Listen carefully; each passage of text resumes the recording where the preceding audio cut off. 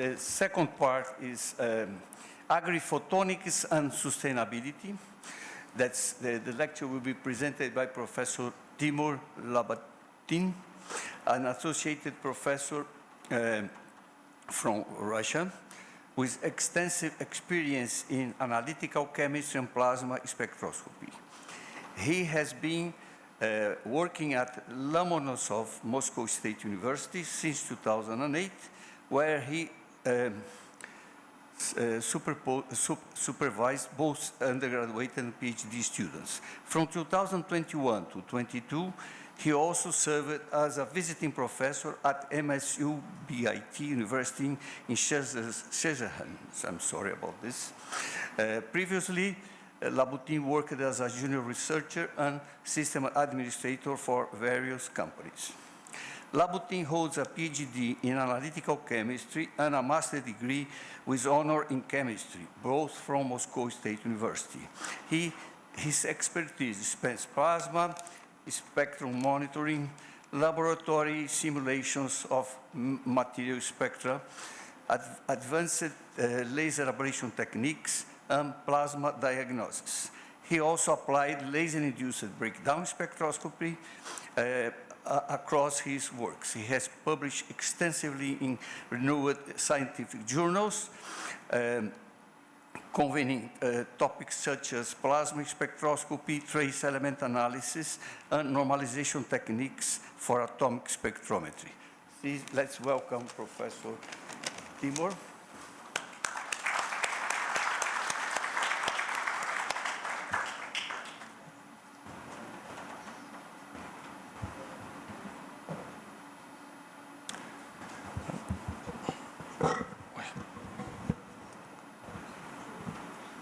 Good morning, dear colleagues. Good morning, organizers. Good morning, all participants. First of all, I want to thank organizing for this wonderful and well-organized event, and especially thanks to Deborah, who put in tremendous efforts to make sure that all of us will be here today. And thanks to her, I also was able to come here and present my work. Today I will speak about rather simple analytical technique, laser-induced breakdown spectroscopy, that has proven its applicability to many fields. Unfortunately, I was not able to see tomorrow's session due to its overlapping with BRICS session, and I thanks in advance for some repetitions, some with talks that was presented in this session. And thus, briefly, as I said, laser-induced breakdown spectroscopy, a very simple technique.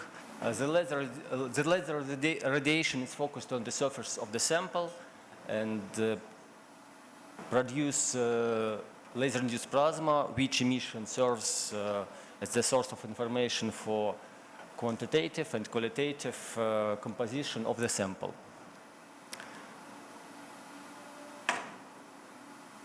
Laser plasma itself short-lived and transient plasma source, and this is the main reason of some features of LIPS as analytical techniques. Firstly, we can see continuous radiation when especially during the laser pulse. A little bit later, atomic and ionic emission lines are observed in emission spectra, and even later we can see a molecular emission in the spectrum. Also, the ambient atmosphere play a great role in plasma expansion.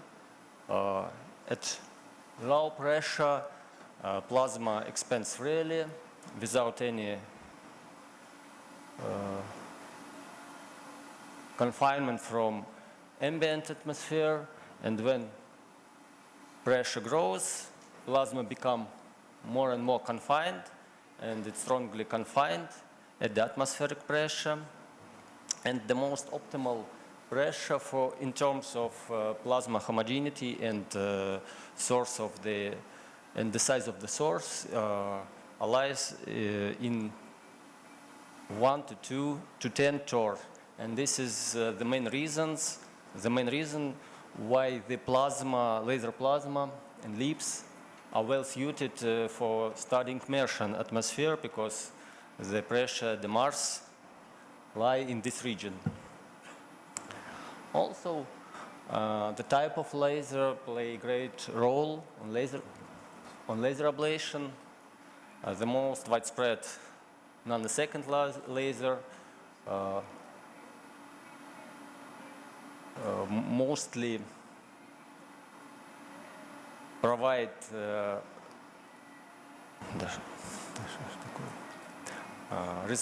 its interaction with matter results in thermal effects, melting and explosive boiling, resulting in not very perfect craters. And if we use ultra-short femtosecond lasers, thermal effects absent, and we can obtain very beautiful, nice craters.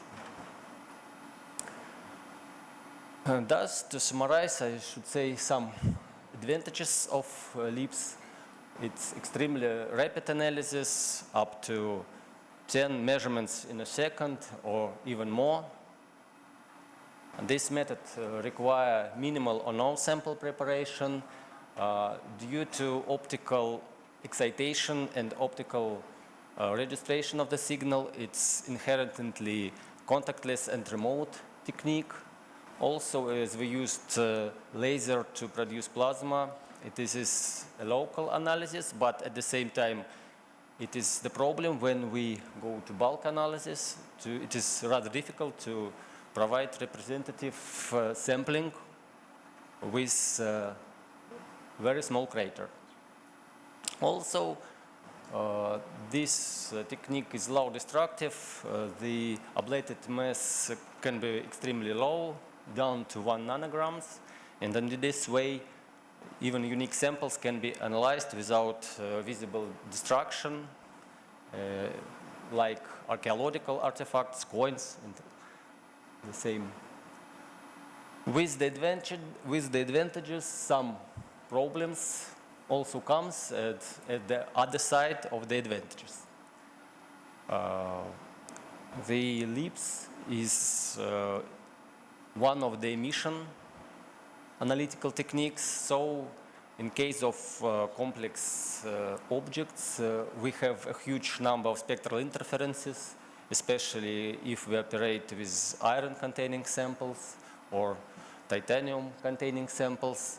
Since LEAPS is direct technique, matrix effects play a great role during ablation, influence the ablated mass and atomization. Thus, it's one of the most serious problems in LEAPS analysis.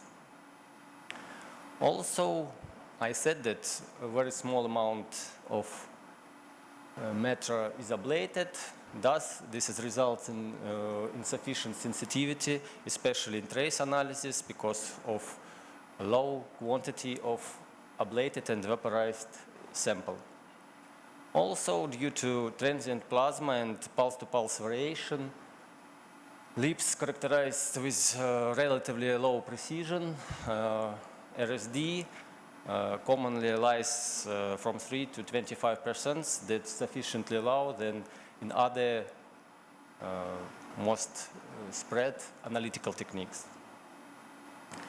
Thus, I can try to propose some ways to solve these problems, and I will start with the spectral interferences. If we consider soils as one of the most important samples for LEAPS analysis, and this sample contains 11 main components, and if we take all spectral lines mentioned in the spectral database and put them on the plot, we can see a pseudo-continuous spectrum, and it is difficult to identify the line that we really seen in our spectrum experiments. And it's very difficult to directly operate with database. The situation is a little bit clear if we use NIST relative intensities, but it's also difficult to analyze spectra with use these relative intensities, because we should fit approximately thousands of lines to 20 or 100 peaks observed in the experimental one. Thus, we suggest to use plasma modeling. We used a very simple model of homogeneous source under local thermodynamic equilibrium, and we're also accounting for absorption, because even it is very important, even for this small source, absorption influences strongly on emission lines, their profile, and since it influences on profile, on line profile, it's also influenced for possible spectral interferences. We can calculate the spectra, raw intensities, and then we convolute these intensities with broadening effects, with shapes of broadening effects. And one more important point, we also convolute this spectra with instrumental function and pixel widths of detector. In this way, we can obtain a rather realistic spectrum of the plasma, and at the same time, we can exactly know the lines that really contains in each peak. In this task, we operate with the plasma of known composition, and there are two unknown parameters, temperature and electron density, then can be easily fit with the use of very simple loss function, correlation coefficients. Although the maxima is plane, it is possible to find it, and in this point we obtained the best fitted experimental and theoretical spectrum. Considering the best fitted theoretical spectra, we can easily find the lines that fit in each peak, and also we can obtain another important information for analysis. We can obtain the transmission of each line and the lines that constitute each peak. And in this way, we can estimate spectral interferences and self-absorption. That is very important. And here is the example of fully automatic identification of the spectra. Here, approximately 70 peaks were identified automatically, and manual validation shows that there are no errors in this identification. Here I would like to show some examples how this model can be used in routine analysis. I like this example because if we use only NIST relative intensities, we can suppose that if we want to determine yttrium in soils, the best line is 410, near 410, 411. No, 11, 408.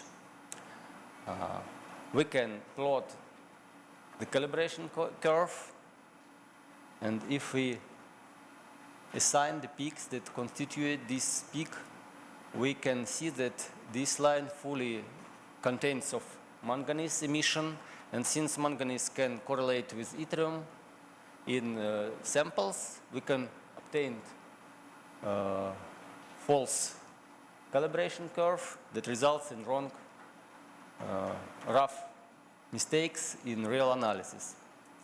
But If we look for the model spectra, we can find another line, not so intense in terms of least relative intensities. This line is 410, and this line can be easily used for correct determination of yttrium in soils. This instrument is available online. You can freely use it, especially if you work with another plasma source like ICP or electrical discharges. You can also evaluate spectral interferences, self-absorption, and I think this instrument is especially important for using portable instruments with very poor resolution. This resolution can be also modeled. There are possibilities to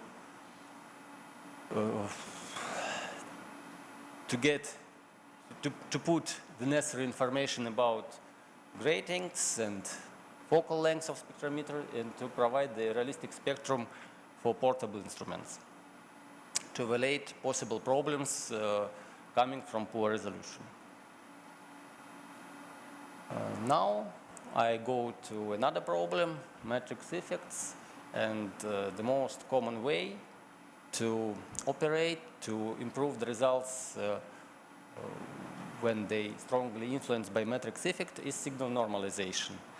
But there are a variety of signals that can be used for this purpose. Reference lines, numerous reference lines in spectra, total emission on spectra, or even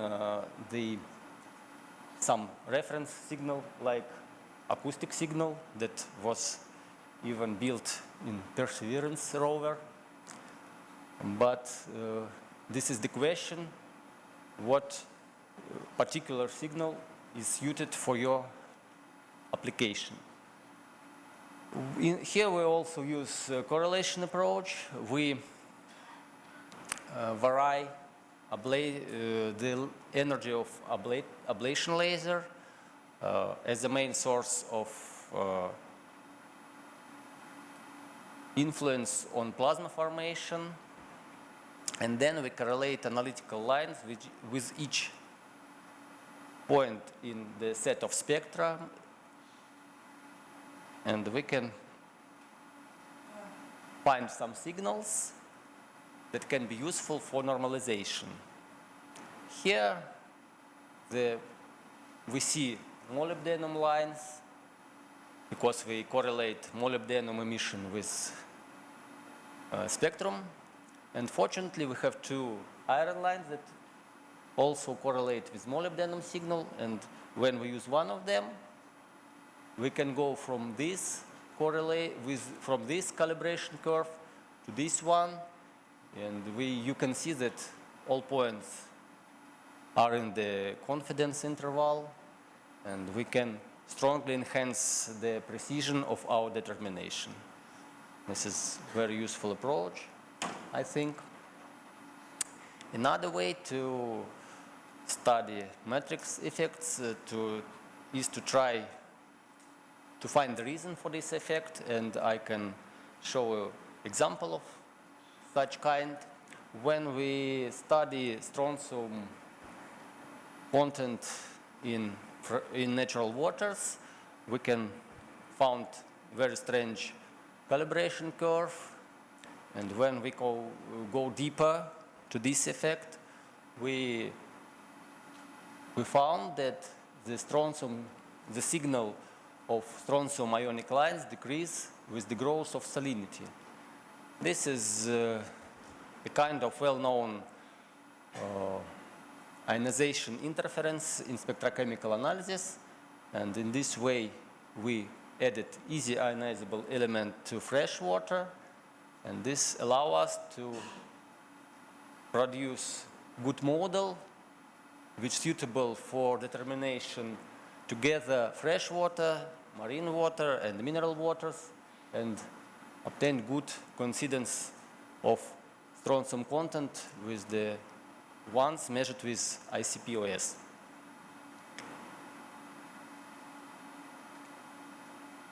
The most general way to operate with matrix effects, the is the calibration-free analysis. This kind of analysis are developed for many years, and there are many approaches. And one of the most spread variant on Boltzmann plot is rather widely used, but the use of Boltzmann plot require the a priori knowledge about the lines that we used. We should know that these lines are free of spectral interferences or self-absorption, and if this fact in real situation is not applicable, the results would be very bad. And we can try to go to more general approach to fit spectrum, the whole spectrum with the model spectrum obtained in the way that I was previously shown. And we can, in this case, we substitute all element concentrations with unknowns and try to apply multiparametric optimization. We tested approximately 30 algorithms from open libraries in R and Python, and here 3 the most appropriate one. Finally, we selected this one, CRS2LM. This algorithm provides rapid coincidence of the spectrum near the global minimum. Here's here again, the problem is the problem of this fitting very flat area of global minima, and this results in that each run results in different in their own results. In this way, we use 300 runs that allow obtaining to calculate some mean concentration and also estimate the error of prediction. As you see in this simple case of low alloy steel, we obtained results close to calibration-based technique. We can try to apply this approach to soils, but there are a lot of problems in such use because of very complex spectra. The coincidence of spectrum is not so good. We obtain a very big divergence of each run. Now I go to the last mentioned problem, low sensitivity of LIPS. The very simple way when we use neodymium laser to use harmonics, and it's widely very well known that even second harmonic provide good results, and if we use second or third harmonic, we increase the ablation rate and can enhance the sensitivity. This is the simplest way that can be tested easily. Even if you have the laser with fundamental harmonic, you can buy crystal and add it to your setup and to obtain more sensitive determination of traces. Another well-known approach is double pulse LIPS. The idea of this approach is to form plasma in the bubble of expanding previous pulse that results in more favorable conditions with low pressure, and that results in more homogeneous source. This is example for chlorine determination. We significantly reduce the limit of detection when we use double pulse. We also collinear orthogonal excitation scheme, and Both of them are suitable for analysis, and surely collinear scheme is more useful because it's more simple in optical design. Another way, also known for all emission technique, is the use of molecules. In this case, we use calcium chloride emission.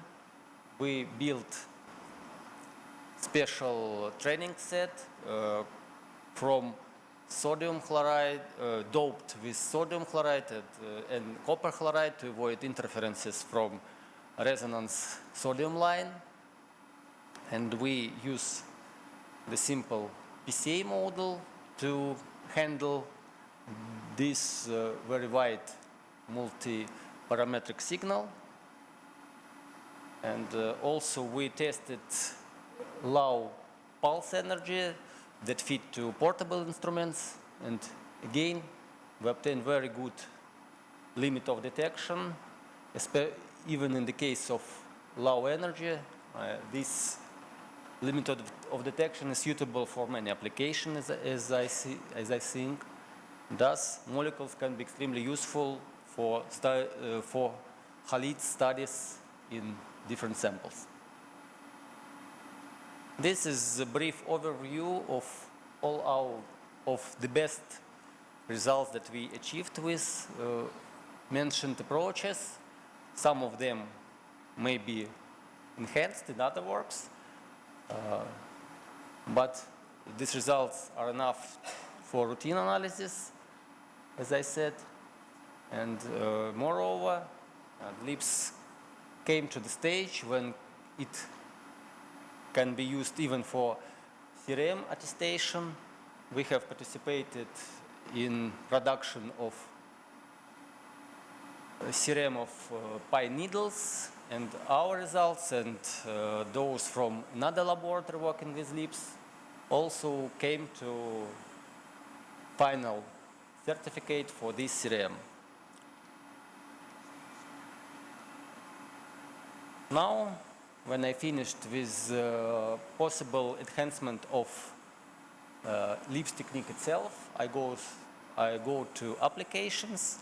And as I mentioned, the LIPS is local analysis, and one of the most impressive application of this opportunity is elemental mapping, especially for light element that is unavailable for XRF mapping or electron probe technique. We have built this setup and tested it for different samples. We started with concrete ferromanganese nodules. We consider some important elements for their study: calcium and strontium for paleoclimate studies, and ferrum to manganese are the main components, which ratio is very important. And also we consider lithium as light element. On the steel sample, we have obtained perfect craters that not overlapped, but even for concrete section, we can see the overlapping craters, but it's still possible to reach the resolution approximately 100 micrometers. And here's the results for elemental mapping. It allows to see the structure of growth of these nodules that can be useful for evaluation of temperature for millions of years, because nodules are growth approximately from 10 to 50 million years in the deep sea. Here also lithium distribution. I think this is the new opportunity for mineralogy, because lithium is often out of the consideration because it's not available due XRF. The same work was done with meteorite. And again, we can reveal that lithium distribution is rather different from calcium and iron distribution. And again, this is some challenge for meteoritic study to explain this peculiarities of meteor formation. And finally, going to agricultural objects, we can test this setup on mandarin leaf. We map the boron, we select boron as light element. That is very important for many plants. And when we finished our mapping, we can see that the high content of boron is coincide with slightly more yellow part of leaf. And this well correlates with known fact that boron depress the citrus plants. We didn't know this fact before this study, but when we found this peculiarity, we go to the literature and found that the boron depress citrus plants. Very interesting results and new knowledge for us. We also tested this setup with fish scale. Here we didn't find any significant correlations, but maybe in future. Here we're mapping fish teeth. We also tested strontium to calcium ratio that can be useful for evaluation of temperature of water during fish growth.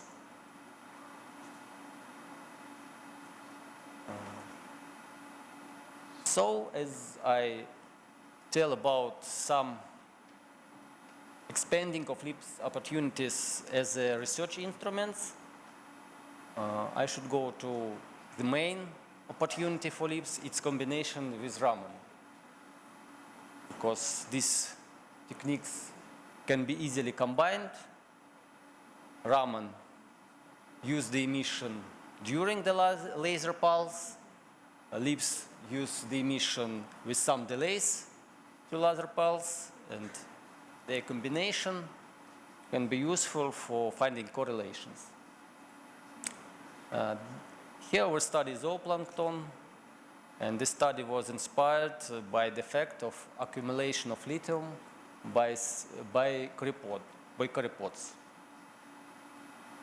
We measured LIPS spectra, Raman spectra, and then we combined it with rather difficult chemometrics since the signal have different dimensions, intensity, and we use COMDIM technique to weight this data together, and then we revealed some correlations with amino acids. Some correlations are in the relatively width range. Some correlations observed in whole range of lithium concentrations, and these correlations is some starting point for further research. Surely the particular study of mechanism required studying of living cells that's more sophisticated, but we can reveal some correlations.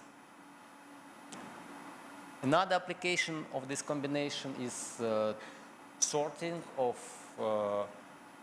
creatures of zooplankton. This approach can be also applied for food analysis because adulteration is a big problem, and fast check of food, very important task. The same approach can be used for this purpose, not only for studying, for sorting zooplankton creatures. Now, I can go for another application of LIPS as research instruments. This is perfect work that was made here near San Pedro in San Carlos in Embrapa laboratory. They evaluate macro properties of soils, their fertility with the LIPS signal. The multivariate model was built, and as we can see, very good prediction quality was obtained. I think it's one of the best work in agriculture LIPS. Really, very interesting results. Care selection of training set, that is very important in such studies because we can easily obtain overfitted model when we study macro properties with rather different signal. And in this case, it was done.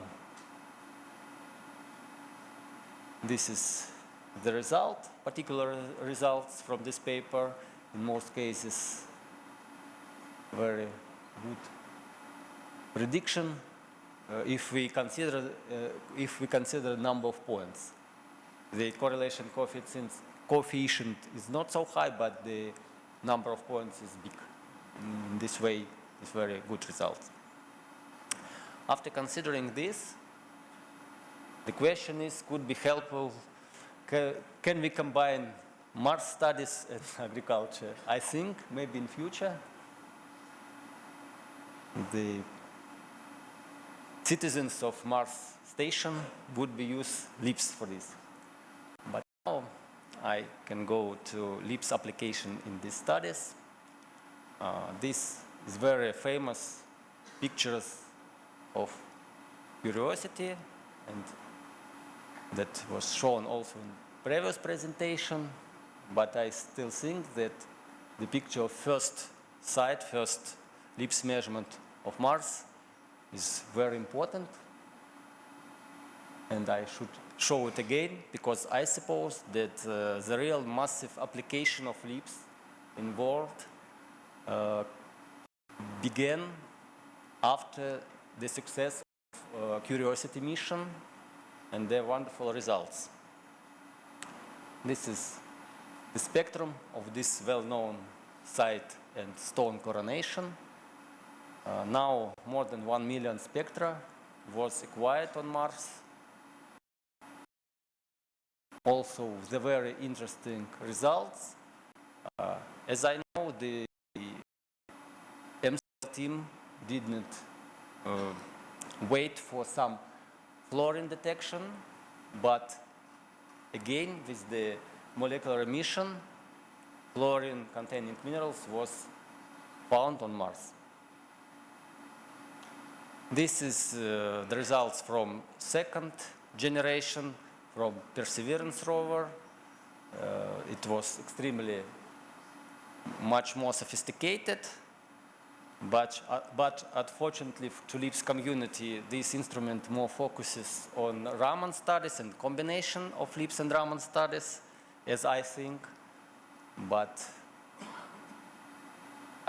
on one side. On the other side, it's really good because we have here recently that some bacteria activity was opened by combination of Raman molecular signature and elemental composition of inclusions in minerals. Also, LIPS instrument is used in Moon mission from India rover. And here the brief summary for space applications of LIPS. I should say that 2 missions from BRICS countries, from India and China, employed LIPS on their rovers. And there was a question about pulse energy about few millijoules in all instruments. All instruments used fundamental harmonics of DPSS laser. And this is the last note about ChemCam that operates more than 13 years, this message from 28th of August. It's still working. Very nice result, I think. In our laboratory, we also made some study oriented for space applications. We have done laboratory modeling of meteor emission during the entry to atmosphere. The first measurements reveal that the spectrum at the pressure corresponding the same at which was spectra of a meteor was measured, reveal the huge discrepancy between the spectra. And this is the chance for us to suggest a kind of pressure measurement technique based on leaps. We vary pressure, and when we can obtain very close similarity of the spectrum, and in this case, pressure was approximately 25 times higher than the pressure at the same altitude. This is because the shock wave front of meteor results in more higher pressure. Finally, a few words about underwater leaps. This is Japanese instruments. It can operate down to 3,000 meters.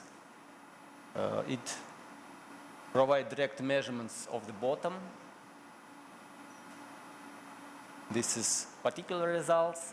They measure geothermal sources on the bottom of the sea. And a few words about extreme applications. I hope that these applications are not applicable to agriculture. We analyze cryolith, the hot melt, and also there are some commercial instruments for analyzing liquid metals during its production, steel and aluminum.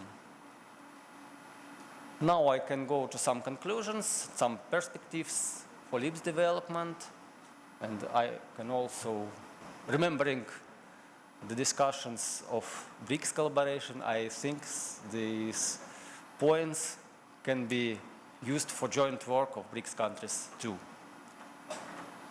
I think that the LEAPS is needed for compact spectrometers with high resolution, and the ways development of hybrid instruments based on diffraction interference together. And some instruments are available, but I think there are a great opportunity to build new instruments. Also detectors.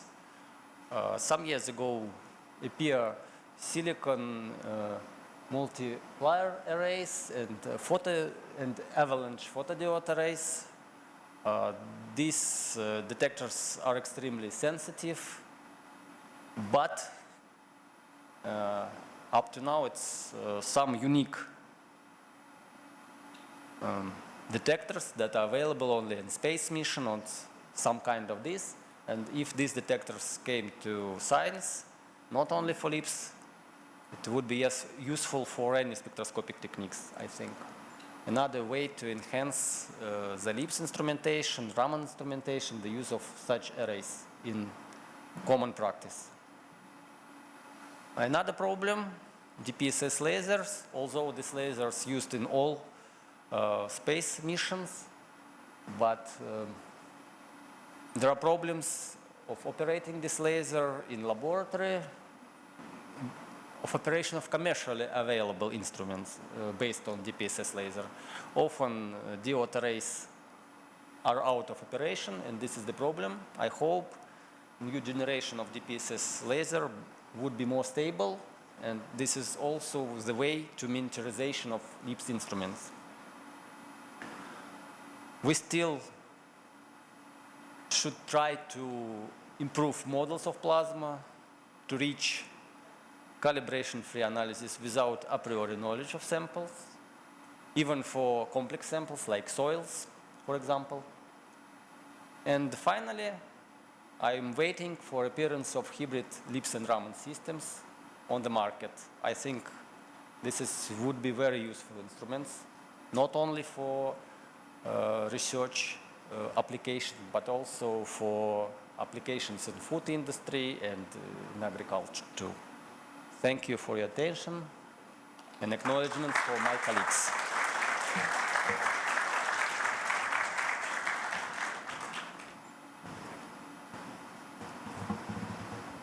Thank you very much for your presentation. That's showing that we can use LIBS in our surface, also in Mars and also underwater. So it's a very powerful technique.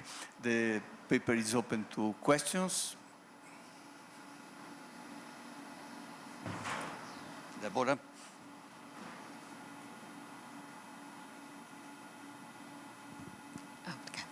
Thank you. Thank you for a very nice presentation, very nice talk. I would like to know, how do you measure strontium in liquid samples, in water? Please, could you explain? Yes. We use, again, very simple experimental arrangement. We use cuvette, simple spectrophotometric cuvette, filled it with the water, and provide the ablation just on the surface. There is a problem with aerosol formation, and in this case we reduce the power energy to avoid a lot of aerosols, because if we have a lot of particles near the surface, the breakdown occurs in different places. And we reduce the energy of laser, tightly focus it on the surface of the water, because if we provide the focus below the surface, as it's done for solid samples, it also bad variant, because the breakdown occurs at different position. Simple spectrophotometric cuvette and focusing tightly on the surface with low energy. Thank you. I think we are running late now, and I want to thank the speaker again. Oh, sorry. I'm sorry.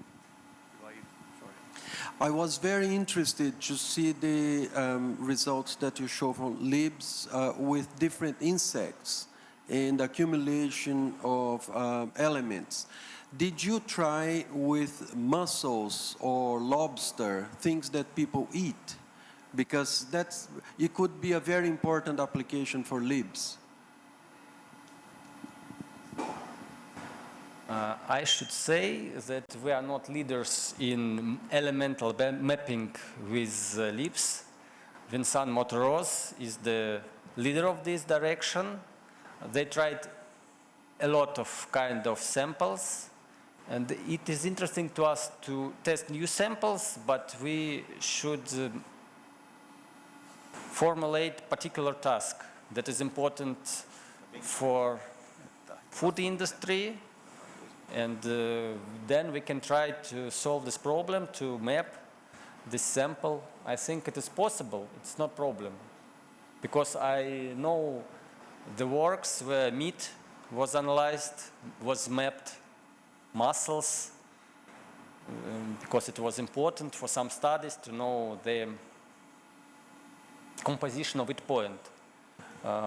Yesterday, Jürgen said about laser ablation cleaning, and I think why they didn't use LIBS for elemental monitoring. I think that main components can be easily seen during cleaning. They also used tissues that are very close to meat. It's not a problem. I think it's possible. Okay, thank you very much. Let's thank him again. Timur, thank you.